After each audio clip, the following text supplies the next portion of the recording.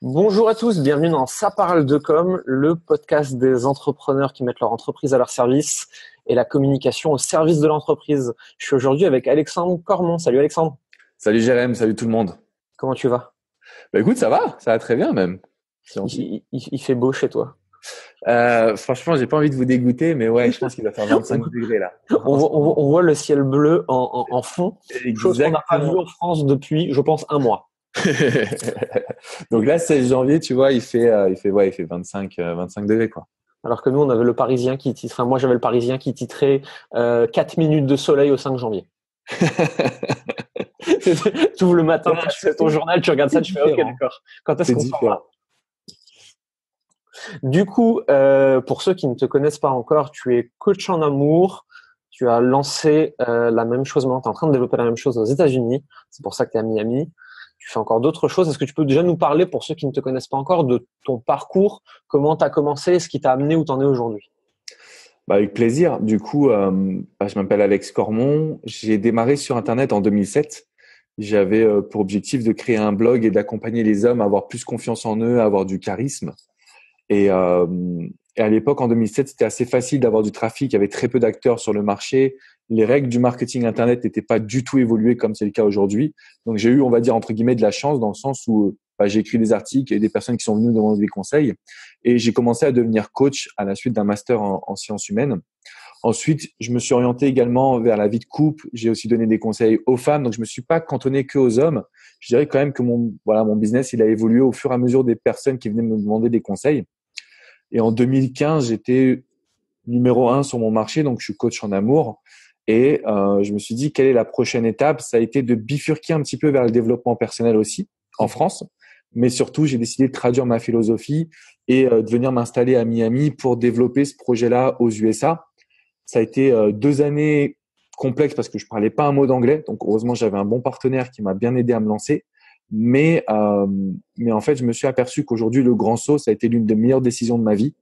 Et je suis assez fier de tout ce qu'on a accompli, quoi. Donc voilà, grosso modo, de mon parcours de 2007 jusqu'à maintenant, j'ai 2 cabinets de coaching, un à Paris, un à Miami. Je dois avoir une quinzaine de personnes qui sont dans nos équipes, donc coach, consultant, mais aussi tout ce qui est webmaster, tout ce qui est designer, tout ce qui est vidéo, etc., etc.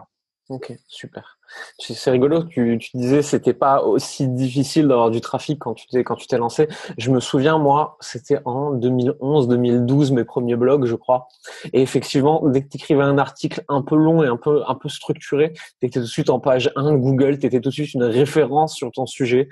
C'était le SEO, en tout cas le référencement naturel et attirer du trafic, c'était d'une facilité par rapport à aujourd'hui. C'était ouf. C'était juste la belle époque en fait. Et encore, moi, j'ai pas trop pu surfer dessus parce que j'étais pas très bon, même j'étais vraiment nul en marketing. Mais à l'époque, il suffisait juste de faire un article et en 2007, c'est juste tu répétais le mot-clé. C'était juste, tu vois, une C'est ça. succession de mots-clés et l'algorithme de Google n'était pas du tout évolué. Alors qu'aujourd'hui, c'est sûr que ça devient un peu plus complexe et un peu plus développé, quoi.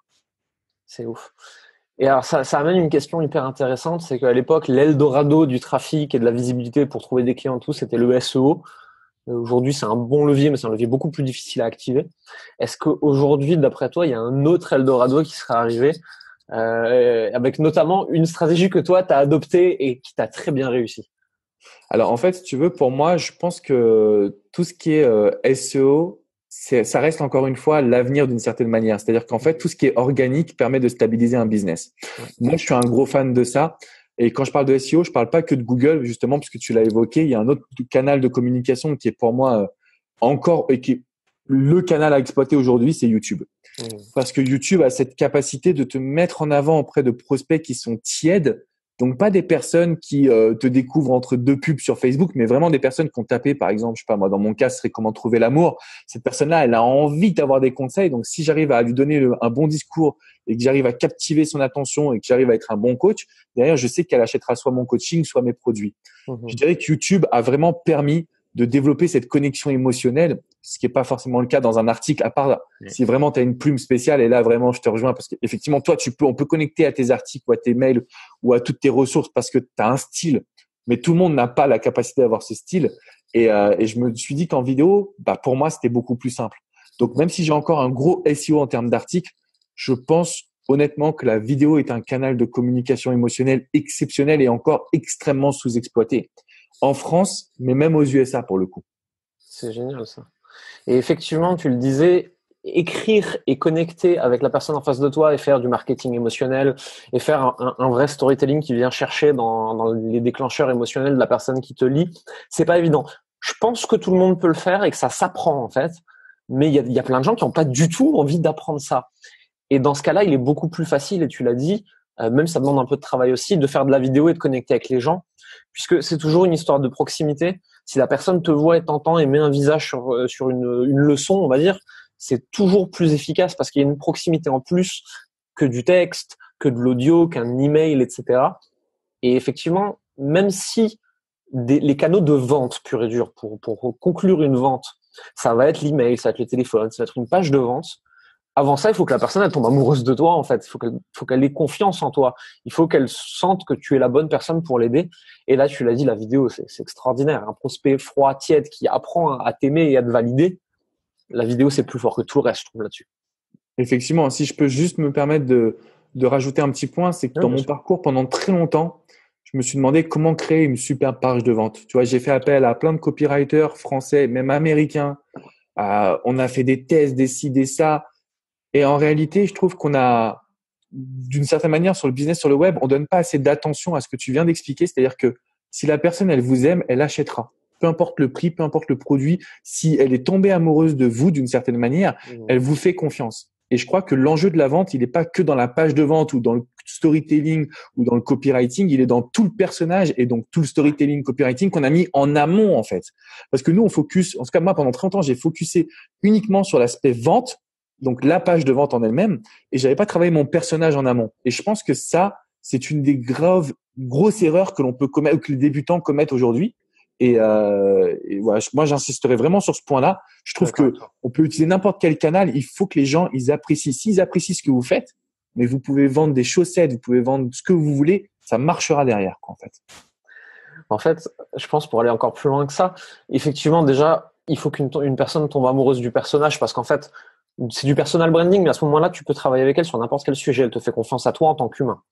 Je crois que c'est Stan Leloup qui l'expliquait, je sais plus dans une vidéo ou un podcast.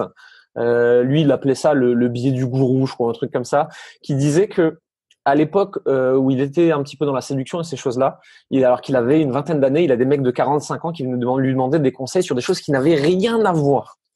Et les personnes étaient tellement fans de ce qu'il faisait et avaient tellement confiance en lui en tant qu'humain qu'ils venaient sortir de son domaine d'expertise pour lui demander des conseils.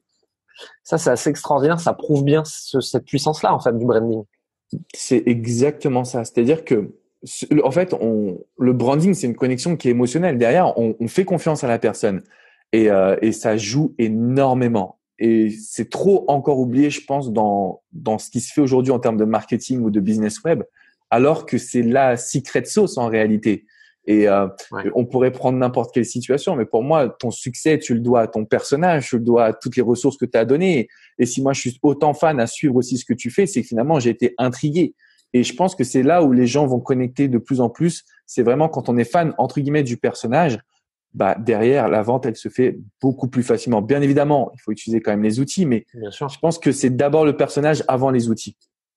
Je suis d'accord avec toi. Ça me fait penser à l'anecdote, un client de coaching en plus, hein, qui m'a découvert par hasard sur les réseaux sociaux, qui m'a dit, je suis tombé sur ta page ou ton compte, ou je sais pas. Puis je me suis dit, tiens, c'est quoi ce machin bizarre avec sa barbe et son chapeau melon? Et ensuite, il est tombé sur mes contenus. De mes contenus, il est allé sur 1 heure de coaching avec moi. Et de là, en fait, aujourd'hui, maintenant, je l'accompagne sur 6 mois. Mais tu te fais attraper, entre guillemets, en phase de découverte, par un personnage, par un message, par une accroche, par quelque chose. Et ensuite, tu tombes amoureux du contenu. Et ensuite, si la personne, elle est effectivement la bonne personne pour résoudre ton problème, vu que tu lui fais confiance et que tu as envie d'aller plus loin avec cette personne, tu as envie d'acheter. Exactement, exactement. Et c'est ce schéma-là qu'il faut bien accepter, bien intégrer, parce que sinon, soit on a un business qui peut très vite décoller, mais qui peut aussi très vite s'arrêter, parce que d'une certaine manière, on n'aura pas la création d'une communauté, la création d'un lien spécial avec les gens. Soit du coup, on a un business qui est formidable, mais on n'a jamais de vente parce qu'on n'a pas justement créé cette connexion émotionnelle assez forte en fait. finalement. Tout à fait d'accord. Et tu l'as dit, il faut les deux et la page de vente va être importante et soit le faire, soit si on est assez compétent, soit embaucher des gens qui sont capables de le faire. Le copywriting, c'est presque érigé au rang d'une science aujourd'hui. Il y a des choses à faire et à ne pas faire. Les copywriters, les meilleurs sont payés très très cher, c'est pas pour rien. C'est vraiment pour moi une des compétences à laquelle il faut se former, mais c'est pas la seule en fait. Et il y a beaucoup de gens qui oublient les deux extrêmes, qui se focalisent soit sur le copywriting et la vente, soit carrément sur le branding et le message. Et le problème, c'est que si t'as pas les deux, c'est les deux ensemble qui te font décoller. Et je pense que toi, tu l'as très bien vu avec ce que tu faisais. C'est qu'aujourd'hui, toute ton équipe, etc., il y a une vraie compétence dans vendre la solution à un problème. Parce que tu connais merveilleusement bien ta cible et les gens qui te suivent, les gens qui viennent te demander conseil. Mais il y a beaucoup de gens qui font de l'amour et de la séduction sur Internet. Les gens, ils viennent aussi chercher Alexandre Cormon, le coach en amour. Et je pense que tu as tout résumé, c'est-à-dire que finalement, il faut savoir aussi investir sur soi. Tu vois, moi, ce que j'ai fait, en fait, c'est que j'ai beaucoup investi sur moi en tant que personne pour avoir ces deux aspects. Parce que beaucoup de personnes sont le meilleur coach possible, mais malheureusement, ils n'ont pas de business, alors qu'ils ont une valeur ajoutée à ce monde, mais extraordinaire. Et d'une certaine manière, beaucoup de personnes ont un business, mais n'ont pas forcément le contenu. Donc, tôt ou tard, il va s'arrêter aussi parce qu'il y a des mauvaises critiques, etc., etc. Donc, le but, c'est d'avoir cette jonction entre les deux. Et j'y pensais hier soir. Je me suis dit, tiens, je ferais peut-être un live là-dessus, un de ces quatre. Mais c'est vraiment le côté, investissez vraiment sur vous parce qu'une fois que vous allez tout maîtriser, vous allez pouvoir déléguer plus facilement. Vous allez pouvoir former aussi vos équipes à votre philosophie, à votre manière de parler. Et une fois que vous avez ça, vous avez tout derrière. C'est-à-dire qu'en fait, la vente, elle devient, mais c'est même plus de la vente. C'est vraiment de l'accompagnement de personnes. C'est-à-dire que on prend la personne et on l'amène alors pour toi à lui développer son entreprise, pour moi à lui développer sa confiance et c'est un échange positif dans les deux cas. Et je pense que c'est comme ça qu'on peut le faire justement en se formant soi-même et en ayant ces deux axes. Parce qu'il n'y a rien de pire que d'avoir toutes les compétences mais de pas savoir les montrer au monde actuel, quoi, finalement. Et je crois que c'est dans un bouquin de Kiyosaki, celui qui a fait Père riche, Père pauvre, où il disait que la meilleure compétence du monde, c'est celle que tu investis sur toi-même. Un bien immobilier peut se péter la gueule, l'or peut se péter la gueule, l'argent peut se péter la gueule, tes publicités, tu peux les planter, Facebook peut te décider demain de te niquer. Les compétences que tu as investies sur toi-même et sur ta capacité à créer des choses et être meilleur, elles t'appartiennent. C'est fini. Elles seront plus jamais dévaluées, celles-ci. Exactement. C'est Exactement. Je pense que et c'est là où en fait tu grandis en fait, parce qu'on parlait du coup de mon parcours, etc. Mais moi je le vois, je suis devenu presque tous les jours, je suis un nouvel entrepreneur. J'apprends des choses, je me développe, je vais de l'avant, etc. Et c'est ça qui fait aussi le succès d'une entreprise, c'est quand l'entrepreneur en lui-même, bah il est formé et puis il va toujours de l'avant, il se remet en question, etc., etc. C'est important. Et du coup, tu as travaillé énormément dans le coaching en amour en France. Tu es en train de dupliquer ça et ta philosophie aux États-Unis. C'est quoi les défis quand on a un business et c'est une vraie philosophie, toi, ce que tu prônes, qui est vraiment établie dans un pays et qui fonctionne du coup très très bien et avec un vrai message fort et qu'il faut le dupliquer à l'étranger. C'est quoi les défis du coup? Le premier défi, je vais essayer de choisir mes mots, mais où je vais me laisser porter. Le premier défi, c'est d'accepter de repartir de zéro. Franchement, c'est tellement dur. Par exemple, je vais vous donner un exemple concret, mais j'ai fait un live sur YouTube, j'avais 1500 personnes sur ma chaîne française. Donc, il y a de l'interaction, ça vit, quoi. C'est puissant, c'est vivant. J'ai refait un live sur les USA, j'en avais 50. Et là, je devais aller chercher les réponses dans le chat en disant, le chat, il est là, s'il vous plaît, cliquez, allez, soyez avec moi. Et en fait, c'est difficile de passer de réussir à repartir de zéro. Ouais. Parce qu'on pourra dire ce qu'on veut. Alors après, je suis pas reparti de zéro parce que j'avais toutes les connaissances, etc. Mais d'une certaine manière, c'est ton ego, il en prend un coup. Et que tu aies un ego ou pas, il en prend un coup, c'est sûr. Premier challenge, je pense qu'il il faut savoir affronter cette phase-là un petit peu de latence, entre guillemets, où tu redémarres et où tu n'as pas les résultats que tu veux, forcément. Le deuxième challenge, c'est que il faut aussi que tu arrives à reproduire ce que tu as déjà fait et qui a marché. Par exemple, pour moi, donc du coup, ça a été la traduction d'articles, ça a été le lancement d'une chaîne YouTube. Et quand je suis arrivé sur le marché américain, je me suis dit, OK, je vais investir de l'argent, comme ça, je vais être visible très rapidement. J'ai investi beaucoup d'argent, j'ai investi plus de $50,000 pour finalement avoir une visibilité qui était quasi nulle. Pourquoi? Parce qu'en fait, une visibilité d'investissement comparé à une visibilité organique où les gens te trouvent et apprennent à te connaître, c'est pas la même visibilité. Et ça, je le savais pas. Donc, mon challenge, ça a été de pouvoir reproduire à l'exactitude ce que j'avais fait en France. Du coup, ça a été vraiment de comprendre le marché américain, quels étaient leurs besoins, leurs demandes. Si on en avait parlé ça ensemble, c'est que en fait, chaque personne est différente, chaque société est différente. Donc, le challenge, il est de comprendre qui est ton client et de pouvoir utiliser les mêmes techniques marketing. Je sais pas si ça fait sens, mais en tout cas, ça, pour moi, c'était un énorme challenge parce que du coup, on s'est dit, on arrive fort sur le marché. Mon œil, t'arrives fort sur le marché. Les mecs qui sont là, qui ont moins de visibilité que ton business français, qui ont moins de connaissances, ils sont plus forts, mais parce qu'ils sont là et ils sont implantés, en fait. Toi, tu peux pas arriver et juste avec de la pub, prendre le marché. En tout cas, pas sur un nouveau langue, pas en anglais, pas comme on l'avait fait, d'une certaine manière. Et le troisième challenge, je pense que c'est de pas se disperser. Et ça a été une de mes graves erreurs. C'est que j'ai voulu faire plein de trucs en même temps. Donc, c'est aussi pour ça que ça a pris du temps avant de se développer. Mais j'ai voulu faire plein de trucs en même temps. À la fois sur le marché américain, je me suis dit, ouais, on va conseiller les hommes, on va conseiller les femmes, la confiance. Il faut rester centré sur un domaine. Une fois qu'on a pris ce domaine, qu'on est numéro 1, on passe à un deuxième domaine. Une fois qu'on est numéro 1, on repasse à un autre domaine. Oui. Et en fait, quand on attaque un nouveau marché, on a cette forme d'excitation. On se dit, c'est bon, je vais tout faire. Et au final, on se retrouve, on n'a rien fait, quoi. Ça arrive fréquemment. C'est le propos de ce que tu disais, le focus, c'est le propos du livre Essentialisme. Je l'ai pas encore lu, mais on a dit beaucoup de bien. Et effectivement, que ce soit quand tu arrives sur un nouveau marché ou pour des entrepreneurs qui se lancent ou des entrepreneurs qui sont encore dans l'entre-deux où ils commencent à gagner de l'argent, mais pas encore autant qu'ils voudraient, on se rend compte que bien souvent, c'est un problème de focus. Tu as envie de faire plein de choses, tu vois plein de choses qui marchent autour de toi. Et en fait, c'est ce que j'appelle faire le poulet sans tête, moi qui cours. Chaque nouvelle idée que tu vois te dit ok je vais faire ça, ok je vais faire ça, ok je vais faire ça aussi. Le problème c'est que en fait du coup chaque idée tu l'as fait 3 jours et tu passes à la suivante au lieu de te focus de ouf sur un truc et de le développer à fond. C'est ce que tu as fait toi d'abord avec le référencement naturel, que tu es ensuite allé chercher sur YouTube. À chaque fois tu as pris un canal, tu as dit ok ce canal là j'ai confiance dans ce truc, je vais le défoncer, je vais y aller à fond, je vais pas le lâcher jusqu'à être dans les meilleurs sur ce canal et ensuite j'irai voir autre chose parce que j'ai plein d'autres idées. Ouais, exactement. Et je pense que, alors, là, c'est dit positivement dans le sens où moi aussi j'ai fait plein de conneries quand même. Hein. On va pas se mentir.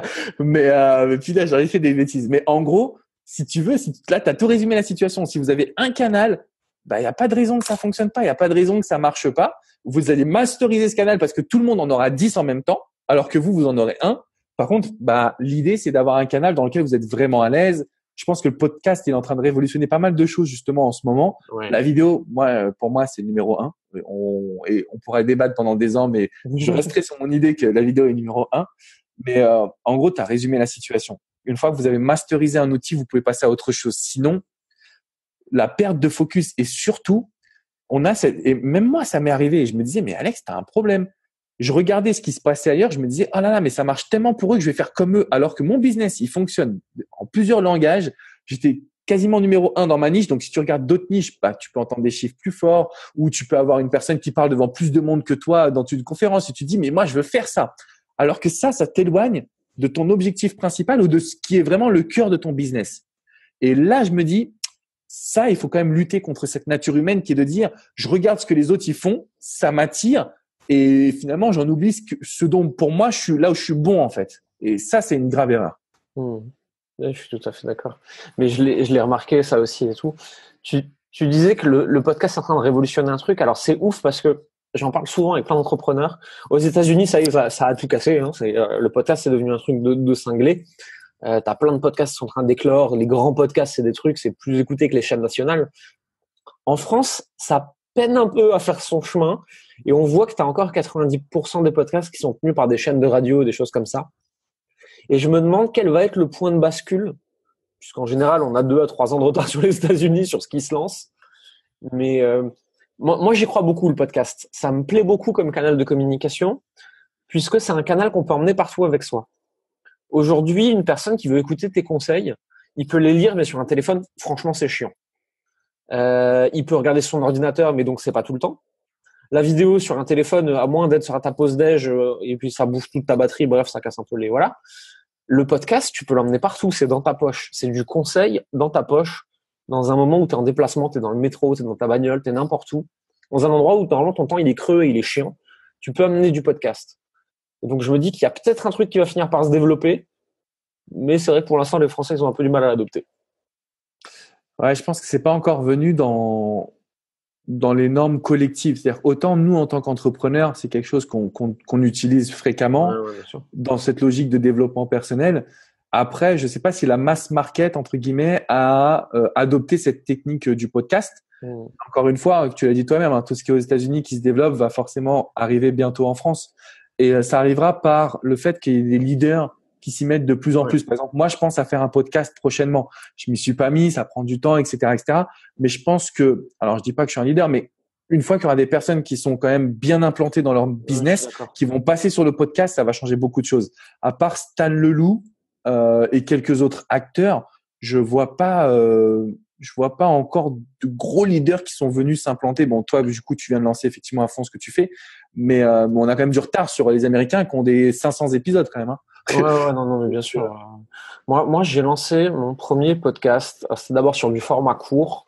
Je l'ai lancé quand j'étais en Asie. Je sais pas pourquoi ça m'a pris d'un coup. Je me suis senti l'homme de digital nomade qui faisait un podcast, un peu comme plein de baby entrepreneurs. C'était il y a un an et demi, un truc comme ça.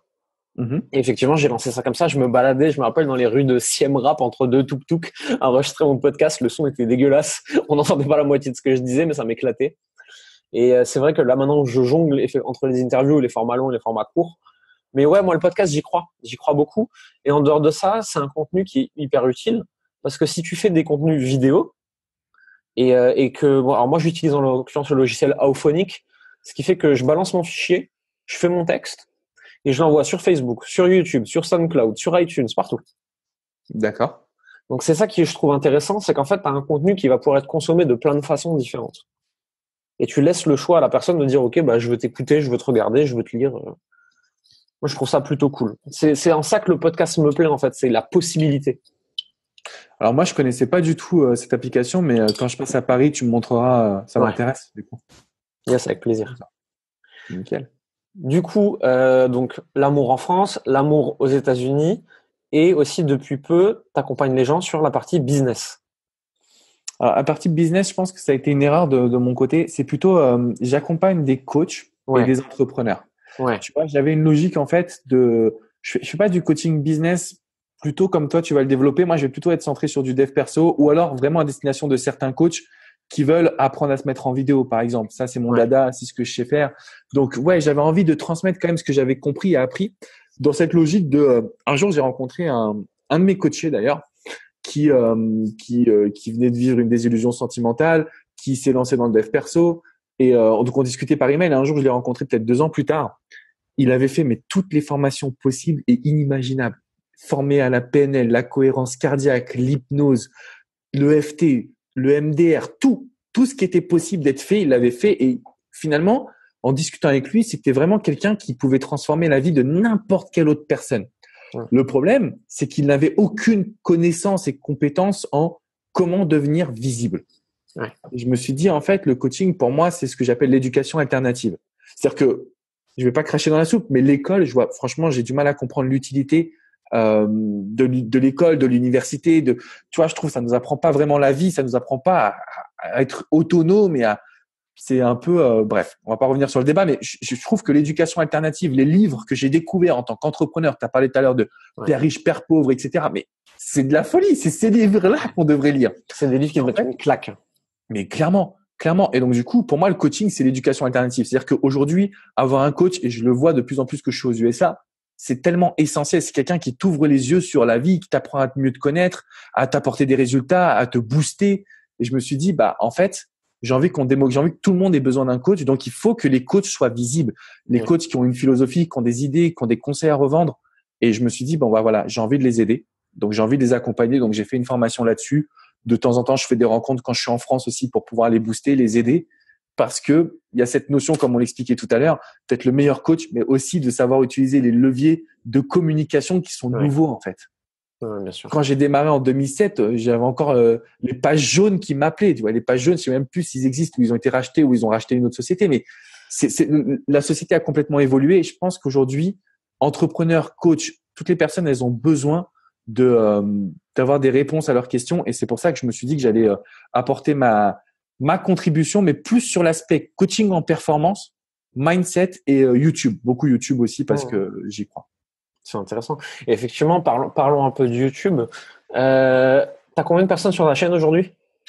Je crois que je dois être à 410 000 abonnés là. Ça commence à être solide quand même. Hein. Sur une chaîne Ouais. française, il n'y en a pas tellement. Surtout, t'es pas sur du divertissement. C'est ça qui est dingue en fait. Hein. Non, c'est ça. Je suis vraiment resté sur mon côté coach. Tu vois. Moi, je fais pas rire les gens. Hein. Ça, c'est clair et précis. Maintenant, ouais, franchement, je suis obligé de me la péter un peu, mais ouais, je suis la chaîne numéro 1 en France. Quoi. C'est quand même ouf en termes de coaching, pur coaching, je crois. C'est ouf. C'est ouf. Non, parce qu'effectivement, il y a des grosses chaînes YouTube dans le marketing, dans la vente, dans des choses comme ça, mais ça reste des formats divertissement. Tu viens, c'est pas une personne qui est assise et qui te parle et qui te donne des conseils. C'est des formats un peu différents. Donc effectivement, non, c'est beau. Quelle a été ta stratégie pour arriver à ça? Alors en fait, si tu veux, sur YouTube, pour moi, ça a été la stratégie de poster une vidéo par jour, quelque chose de hyper important, parce que en fait, je pense que l'algorithme de YouTube, il avait besoin de… En fait, plus on poste, plus on est visible, plus l'algorithme il est content, plus il nous met en avant. Donc, pendant 18 mois, je postais une vidéo de manière sporadique. C'était quand je voulais. Je crois que j'étais arrivé à 25-30 000 abonnés parce que j'avais aussi des millions de visiteurs quand même sur mon blog. Hein. Donc, c'était pas que YouTube. Et le jour où j'ai pris la décision de demander à quelqu'un de gérer ma chaîne, c'est-à-dire vraiment de l'optimiser, de passer du temps sur les tags, les mots-clés, les descriptions, les call to action, etc. Et je lui ai dit, OK, on va publier une vidéo par jour. En l'espace d'un an, on est passé de 30 à 130 000. La deuxième année, on est passé de 130 à 300. Et là, aujourd'hui, on est à plus de 400. Donc, en fait, c'est juste une croissance qui est vraiment exponentielle et surtout qui est durable, en fait. C'est-à-dire que tous les jours, on grandit. Et alors, faire une vidéo par jour, ça peut faire peur.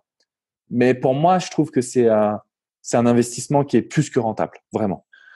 En fait, ce qu'il faudrait dire aux gens aussi, c'est qu'une vidéo par jour, au début, quand tu démarres, t'es pas obligé d'avoir un contenu qui est hyper léché avec du montage de ouf, en fait, il faut que l'image elle soit pas dégueulasse. Il faut que le son soit bon, ça c'est important parce que ça c'est vraiment le truc qui t'empêche de regarder une vidéo quand même. Et derrière, faut apprendre à optimiser, etc. Il y a plein de petits trucs. Aujourd'hui, moi, ce que je dis aux gens, c'est qu'on peut faire une vidéo très très vite. Quand on se lance et qu'on n'a pas besoin que tout soit parfait encore. En fait, c'est bien évidemment, si on regarde les vidéos que je fais aujourd'hui ou les montages de coachs qui sont renommés, nous, on a une équipe vidéo, on a des personnes. Mais quand on démarre, franchement, il n'y a rien de mieux que l'iPhone, que les AirPods ou ne serait-ce que le micro qu'on a là. En fait, je pense vraiment, il faut pas chercher à faire la meilleure vidéo. Par contre, il faut un bon son parce que sinon, c'est difficile à comprendre. Et deuxièmement, il faut juste un bon contenu. C'est-à-dire, qu'est-ce que vous avez à offrir à ce monde? Et ça, on l'oublie trop souvent, en fait. Après, quand on a une certaine notoriété ou qu'on a du budget, forcément, c'est cool d'avoir un vidéaste parce qu'on s'éclate. On voyage, on s'éclate. En plus, moi, c'est mes potes. Donc, alors là, c'est génial. Par contre, je connais tellement de personnes aujourd'hui qui, juste avec un iPhone, développent un vrai business, c'est-à-dire qu'ils arrivent à proposer du coaching, proposer des formations, proposer leurs services, leur accompagnement, leur consulting. Il faut pas chercher la qualité de la vidéo, il faut chercher la qualité du discours. Parce qu'encore une fois, les gens ils vont adhérer à ce que vous dites et le but c'est de les aider. Le but c'est pas d'avoir la plus belle vidéo, mais qui sera juste pas intéressante, quoi. Je suis tout à fait d'accord avec toi. toi. Je te rejoins mais 100 fois, quoi. Moi, de toute façon, actuellement, je tourne mes vidéos à l'iPhone. Et franchement, je m'en fous. Alors, moi, sur YouTube, j'ai pas une stratégie de croissance, mais j'ai une stratégie de rencontre avec mon audience existante pour qu'ils apprennent à me voir et à discuter avec moi, etc. Donc concrètement, j'ai d'autres contenus, j'ai une petite chaîne avec des petites vues, etc. Mais du coup, je fais des vidéos qui sont même pas belles.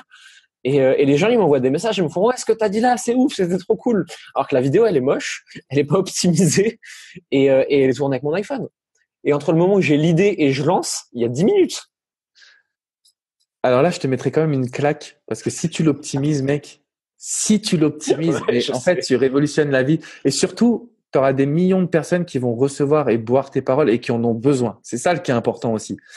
Et le deuxième facteur, et je pense que là, en fait, tu as très bien résumé, on prend pas un vidéoman pour faire des belles vidéos, on prend un vidéoman pour optimiser notre temps. Par exemple, moi, quand je tourne, là, ils vont venir à Miami. Quand je tourne, je vais tourner entre 30 et 40 vidéos par jour. Par jour. C'est-à-dire que sur 10 jours, mon année de vidéo, elle est réglée. J'ai pas besoin de me focuser là-dessus. Parce que l'erreur que tout le monde fait, c'est de faire une vidéo, puis le lendemain de faire une vidéo. Alors forcément, le jour où vous êtes malade, vous dites, oh là là, j'y arrive pas, donc j'arrête.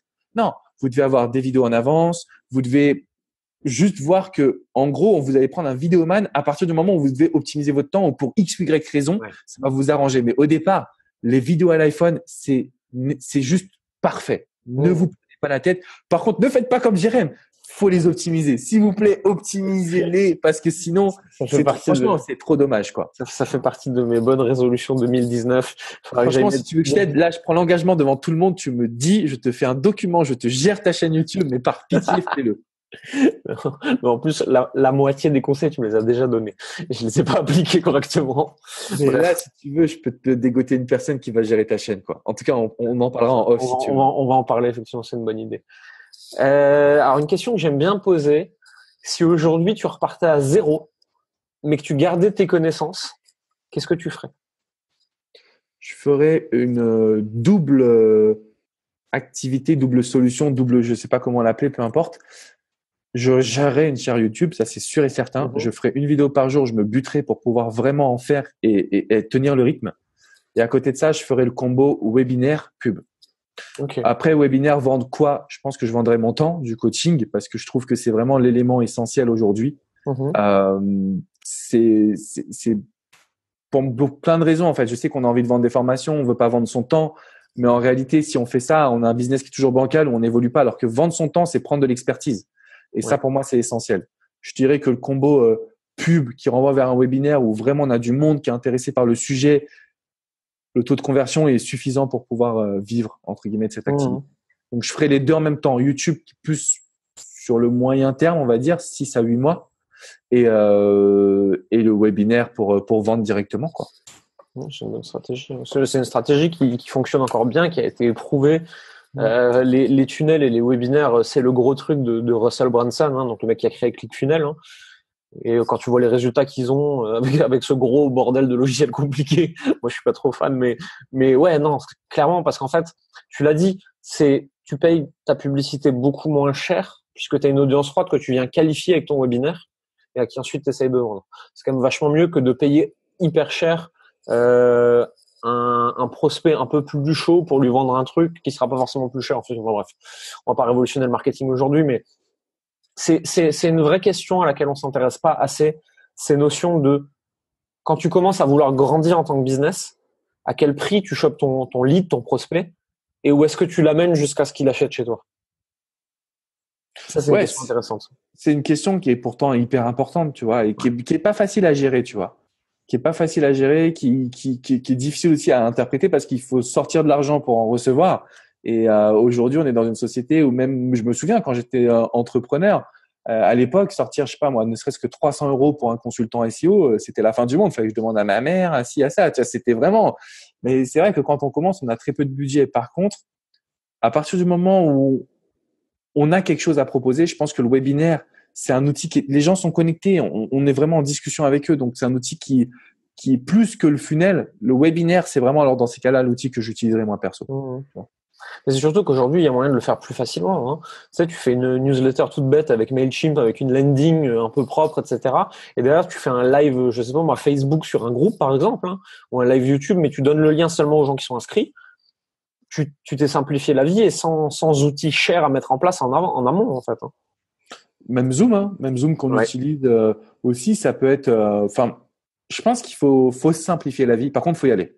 C'est vrai que si on cherche la solution parfaite, au bout de 10 ans, on arrivera avec le combo idéal. Par contre, on n'aura rien mis en place, donc le business il sera d'une bulle. Pas sûr que ce soit l'idéal, quoi. C'est la plupart des entrepreneurs qui bug là-dessus. Ils cherchent la solution parfaite pendant des plombes au lieu de lancer un truc imparfait, de l'optimiser au fur et à mesure des retours. Ouais, et ça, je pense que c'est vraiment la leçon que j'ai apprise moi, c'est que même encore aujourd'hui, je fais plein de petites erreurs. Alors, j'ai pas fait de grosses erreurs. J'ai pas perdu de business ou une banqueroute ou quoi que ce soit. Mais je fais plein de petites erreurs, mais c'est le seul moyen de trouver celle qui va marcher parce que si on passe pas à l'action, on est dans une zone de sécurité, mais les résultats ils sont vraiment pas aussi exceptionnels, je pense. Je pense qu'effectivement les gros résultats sont hors de la zone de confort quand tu mises sur toi et que tu mises sur ton business, etc. Et moi je me souviens du tout premier coaching que j'ai payé pour moi-même et c'était 10 000 €. C'était beaucoup d'argent à ce moment-là. Et franchement, j'ai flippé ma race et je l'ai dit quasiment à personne. Je me suis dit, il y a personne qui va valider cette idée à la con. Et j'ai multiplié mon investissement par 6 en quelques mois. Donc c'était une plutôt bonne idée. Mais pareil, c'est la même réflexion que derrière la publicité et toutes ces choses-là. Si t'es pas prêt à investir, tu peux avoir des résultats quand même, hein. C'est plus long et moins exponentiel. Ouais, je pense que c'est ça. T'as tout résumé, quoi. T'as tout résumé. Après, aussi bien garder en tête qu'investir sur soi, ça reste un investissement quand même. Ouais. Juste ça, moi, je pense que c'est quand même le numéro un là où il faut aller, quoi. Parce que pour faire un bon webinaire, il te faut la bonne plateforme.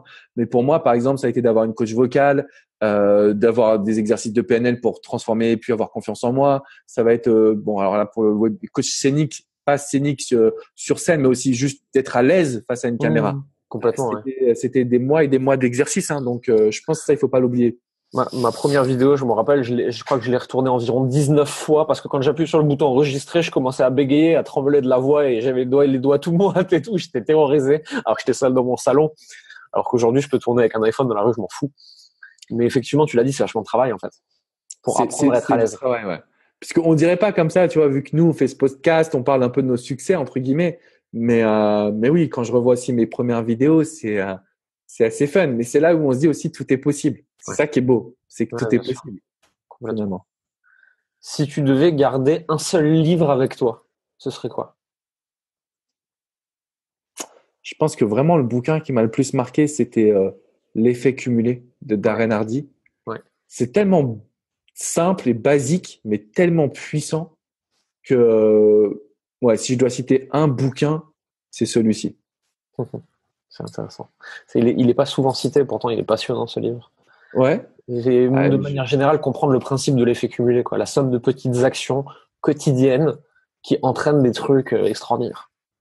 mais c'est ça en fait, et c'est tout bête quoi. Mais tu vois, je me disais, j'ai un pote qui m'avait dit, qui m'avait envoyé une phrase. C'est en gros, je dis toujours, il faut faire une vidéo par jour. Et tout le monde me dit, ouais, mais c'est trop compliqué. Je vais faire une vidéo par semaine. Oui, une vidéo par semaine. Je crois qu'il y en a 52 dans une année. Mmh. 52 vidéos, c'est-à-dire que moi, en 2 mois, j'ai pulvérisé ton année. Et je pense que c'est ça l'effet cumulé. C'est, Ouais. ok, tout ce qu'on accumule maintenant. Alors, c'est mieux de faire 52 vidéos que zéro. On est d'accord. Mais si on y va et qu'on y va à fond, un effet cumulé, ça déchire tout, quoi. C'est l'effet cumulé, quoi, en fait, hein. Je suis d'accord avec toi. Et ben écoute, c'est parfait pour finir là-dessus. Merci à toi d'avoir été dans ce podcast vidéo. Merci à toi. Je vais mettre en description de tout ça tous les liens pour aller voir ce que tu fais pour les gens que ça intéresse. Donc, Cool. que ce soit sur le marché français, le marché américain, ou sur la partie où tu accompagnes de temps en temps des coachs, effectivement, pour leur visibilité et pour trouver des clients et être vu avec les nouveaux outils. Merci pour ton temps, Alex. Bah, C'était un avec grand plaisir. plaisir. C'était un Merci plaisir à de toi discuter d'avoir avec pensé toi. à moi. Avec Et plaisir. puis, alors, je sais pas comment ça marche les podcasts, mais si les amis, vous avez des questions, ou bien sur YouTube, puisque je pense que tu mettras aussi la vidéo sur Sur YouTube. YouTube et Facebook, ils pourront mettre des questions et je te taguerai.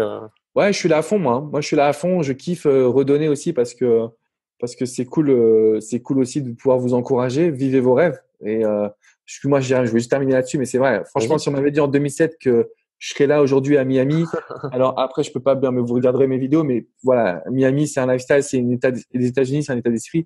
J'aurais jamais cru à ça. Donc, croyez en vos rêves parce que si vous vous battez, ben, il y a pas de raison que vous n'y arriverez pas, quoi. C'est une superbe phrase de fin. Merci à tous d'avoir écouté ce podcast. On se retrouve très rapidement pour un prochain épisode. N'hésitez pas à aller voir les anciens, à mettre des notes, des pouces, des likes, des partages. Vous savez que sur les différentes plateformes, c'est comme ça qu'on gagne en visibilité, qu'on peut faire de plus grandes choses. En attendant, je vous dis à très bientôt et passez une merveilleuse journée.